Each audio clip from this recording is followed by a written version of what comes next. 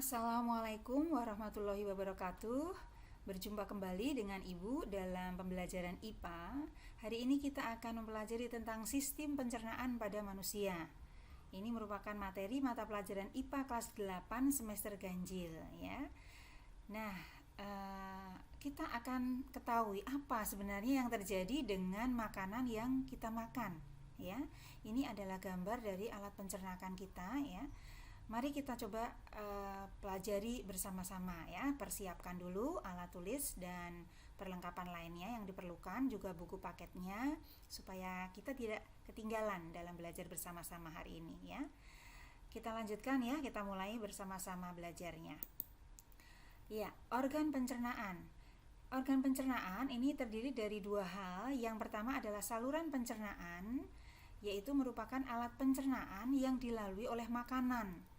Jadi waktu kita memasukkan makanan, inilah yang dilalui oleh makanan tersebut, mulai dari mulut, kerongkongan, lambung, usus halus, usus besar, dan anus. Kemudian yang kedua adalah kelenjar pencernaan. Ini merupakan alat pencernaan yang menghasilkan getah pencernaan atau kelenjar pencernaan. Di antaranya adalah kelenjar ludah, kelenjar lambung, hati, dan juga pankreas. Berikutnya, ini adalah gambar dari organ-organ dalam sistem pencernaan manusia. Di dalam rongga mulut ini ada lidah dan juga gigi, kemudian ada kelenjar ludah. Kemudian di awal dari kerongkongan itu ada faring, kemudian ini adalah esofagus atau faring. Kemudian ada hati di sini, ini merupakan organ yang cukup besar di dalam tubuh kita. Kemudian ada pankreas.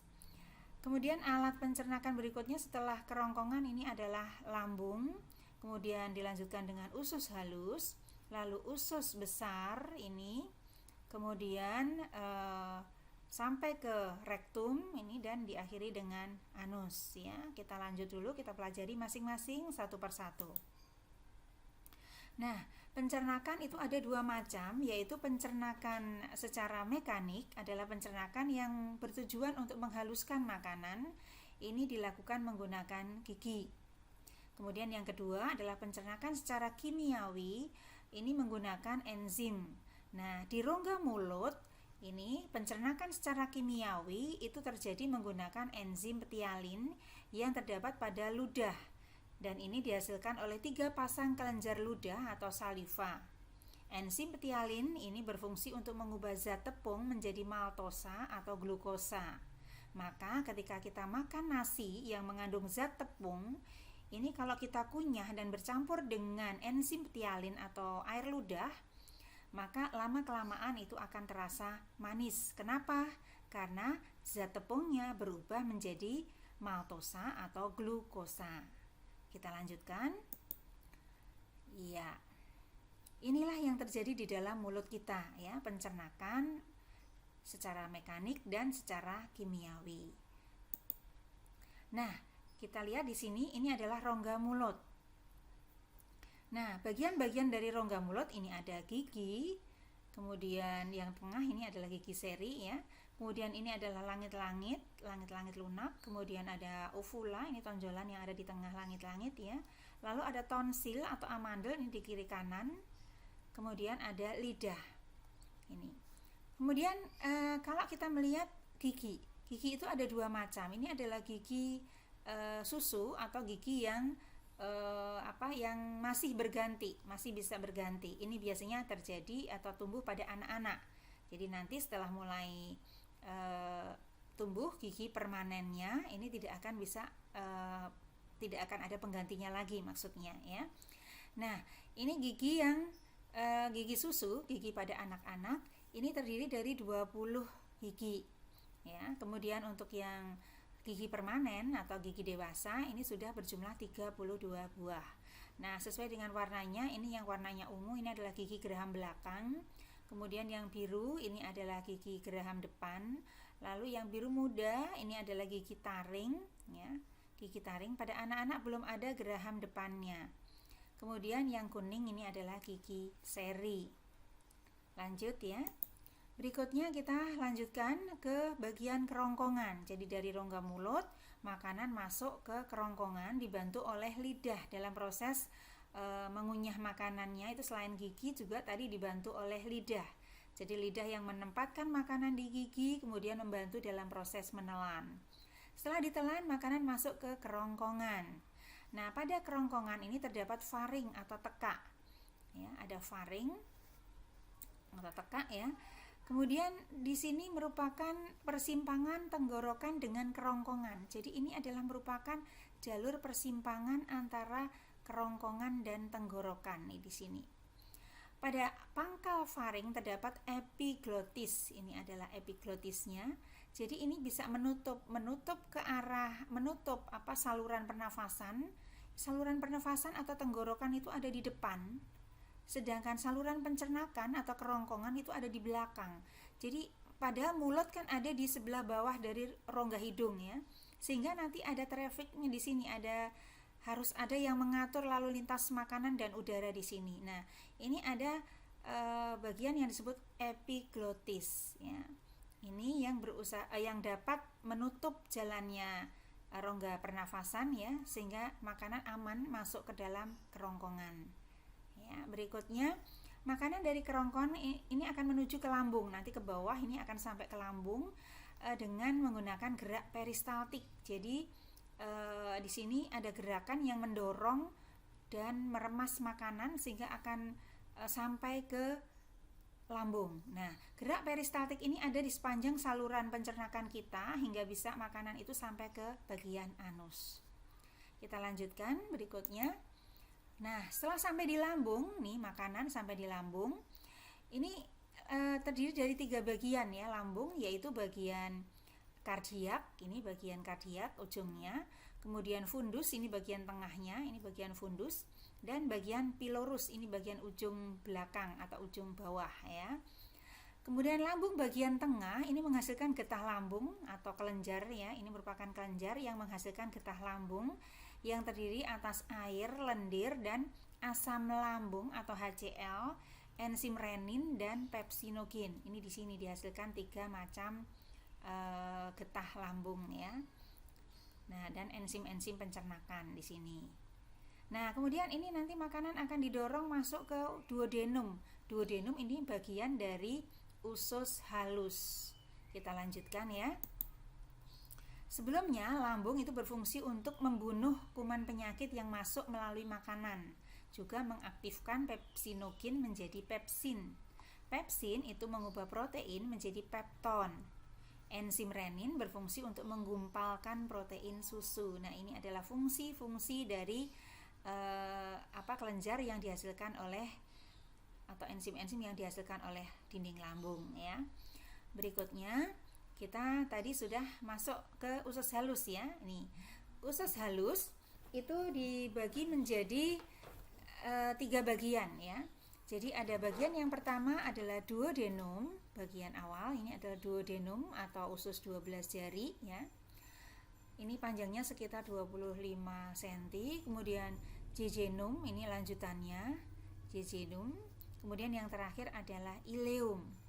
Nah, ini kalau kita jumlah seluruhnya ternyata panjang dari usus kita itu lumayan panjang ya, 2-7 meter ya. Bahkan jauh lebih panjang dari tinggi badan kita ya. Kita lanjut ya. Nah, posisinya ini untuk kelenjar-kelenjar yang lain ada usus halus, hati, empedu, dan pankreas. Hati di sebelah sini di atas, kemudian di dalamnya ini ada saluran empedu dan ada kantong empedu yang berwarna hijau ini ya. Kemudian pankreas ini yang kuning memanjang, ini ada di bawah lambung ya. Nanti kalau lambung ada di bagian ini, jadi ada di bagian bawah lambung. Kemudian ini lambung berakhir di usus halus bagian awal atau usus 12 jari. Jadi ini sudah masuk usus halus yang pertama atau yang disebut dengan usus 12 jari atau duodenum. Berikutnya, nah, duodenum sendiri ini merupakan muara dari 2 saluran, yaitu dari kantong empedu dan kantong pankreas. Jadi dia dari empedu ini kan akan dihasilkan dari hati, ini berfungsi mengemulsi lemak. Jadi cairan empedu ini dihasilkan oleh hati, fungsinya adalah untuk mengemulsi lemak. Kemudian pankreas menghasilkan 3 macam enzim, yaitu enzim tripsin, amilase, dan lipase. Ini fungsinya. Tripsin itu untuk mengubah protein menjadi asam amino, kemudian amilase itu mengubah zat tepung menjadi glukosa. Kemudian lipase itu mengubah lemak menjadi asam lemak dan gliserol. Nah, ini terjadi atau dialirkan semuanya ke duodenum. Jadi ada aliran dari kantong empedu, kemudian ada aliran dari pankreas, keduanya menuju ke duodenum, dan di situ terjadi proses pencernakan secara kimiawi untuk mencerna 3 jenis zat makanan ini. Protein menjadi asam amino, kemudian zat tepung menjadi glukosa, dan lemak menjadi asam lemak dan gliserol. Lanjut ya. Nah, bagian dari usus halus yang berikutnya adalah jejunum. Jejunum ini adalah bagian dari usus halus yang sudah mulai berfungsi menyerap sari-sari makanan. Bagian dalam dari dinding usus halus itu berjonjot atau berfili atau ada tonjolan-tonjolannya, ini seperti ini. Jadi ada banyak sekali tonjolan-tonjolan seperti ini. Nah, apa sih fungsinya tonjolan, jonjot atau fili tadi? Ini adalah untuk meningkatkan luas permukaan. Jadi luas permukaan usus halus itu bisa lebih dari 264 meter persegi. Jadi kalau kayak kain ini berlipat-lipat ya, kalau kita bentangkan itu akan menjadi sangat lebar, sangat luas. Maka dengan bentuk yang seperti ini, proses penyerapan sari makanan itu akan menjadi lebih efektif ya, dan lebih efisien ya, lebih menghemat waktu ya. Berikutnya, bagian dari jonjot ini di dalamnya ini ada 2 macam, yaitu pembuluh kil yang berwarna hijau dan pembuluh yang berwarna merah dan biru, ini adalah pembuluh darah. Ya, jadi sari makanan yang berasal dari dalam usus itu akan diberikan kepada pembuluh darah ini. Ya, akan diberikan kepada pembuluh darah, kemudian nanti lemaknya akan masuk ke pembuluh kil. Kalau yang selain lemak masuknya ke pembuluh darah, khusus lemaknya atau hasil dari pemecahan lemak, yaitu asam lemak dan gliserol, itu masuknya nanti ke pembuluh kil ya. Berikutnya, nah dari usus halus makanan akan didorong sisanya yang tidak terserap, jadi sisa-sisanya itu akan masuk ke usus besar. Nah, usus besar ada 3 bagian. Ini bagian yang naik atau ascenden, kemudian bagian transcenden yang mendatar, dan bagian yang menurun atau descenden. Ya. Nah, di sini terjadi proses penyerapan air. Jadi dari usus halus tadi bentuknya masih bubur halus yang encer. Nah, masuk di usus besar ini airnya diserap, airnya dikurangi. Yang zat-zat yang masih bermanfaat diserap lagi ya. Kemudian sisanya yang benar-benar tidak dimanfaatkan lagi itu akan tetap berada di sini ya. Nah, ini akan mengalami proses pembusukan di sini oleh bakteri yang ada di dalam usus besar.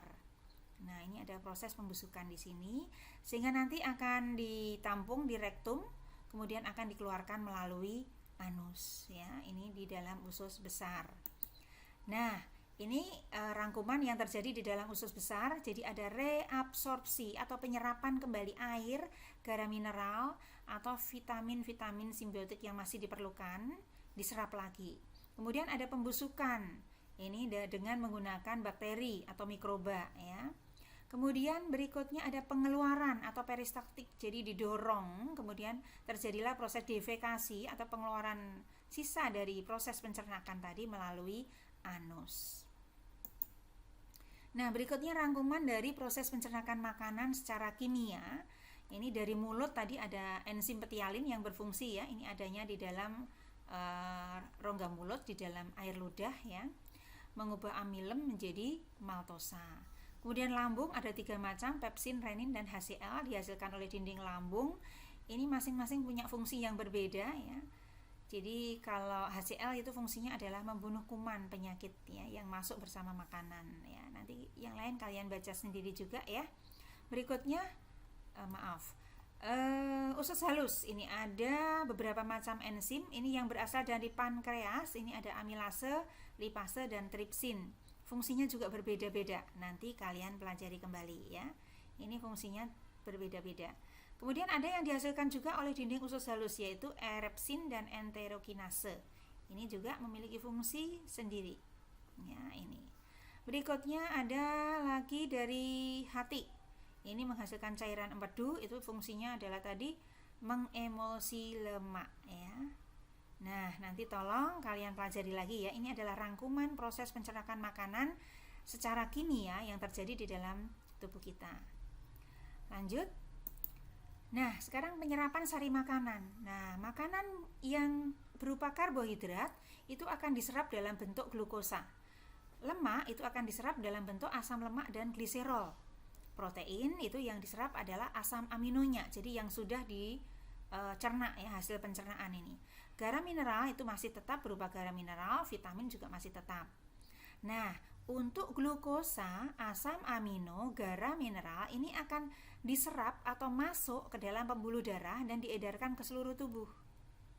Nah, lalu yang asam lemak dan gliserol, ini yang berasal dari lemak, ini akan masuk ke pembuluh kil tadi yang berwarna hijau ya, atau pembuluh getah bening ya. Ini pembuluh kil, itu pembuluh getah bening. Nah, ini nanti akan beredar ke seluruh tubuh bersama dengan beredarnya getah bening kita. Ya, jadi jalurnya berbeda ya antara lemak dengan yang lain. Berikutnya ada beberapa kelainan atau penyakit ya yang ada dalam sistem pencernaan. Ada parotitis, ini oleh virus ya. Kita sering menyebutnya sebagai penyakit gondong. Kemudian serostomia, ini di rongga mulut ya. Biasanya karena air ludahnya terlalu sedikit ya, karena kering atau kurang cairan ya. Kemudian tukak lambung, ini biasanya sering sekali ya. Ini luka pada dinding lambung bagian dalam karena adanya asam klorida yang berlebihan pada lambung.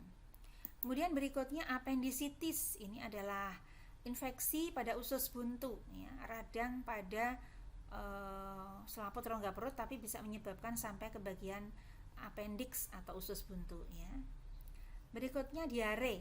Nah, diare ini disebabkan oleh protozoa ya, sehingga pencernaannya terganggu sehingga feses itu tidak akan sempurna ya bentuknya. Konstipasi ini kebalikannya ya. Kalau ini terlalu keras. Karena apa? Penyerapannya terlalu berlebihan, penyerapan airnya diserap terlalu banyak, akhirnya menjadi keras atau terlalu padat sehingga sulit untuk dikeluarkan ya. Iya, ini adalah proses pencernaan yang terjadi di dalam tubuh kita. Nah, sampai di sini. Nanti kalau ada pertanyaan silakan dituliskan di kolom komentar ya. Sampai bertemu kembali dalam pembahasan berikutnya. Sampai di sini dulu. Wassalamualaikum warahmatullahi wabarakatuh.